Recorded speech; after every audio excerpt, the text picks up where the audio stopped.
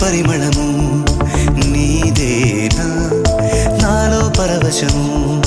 నిజమేనా బొండు మల్లి పువ్వు కన్నా తేలికగు నీ సోకు రెండు కళ్ళు మూసుకున్న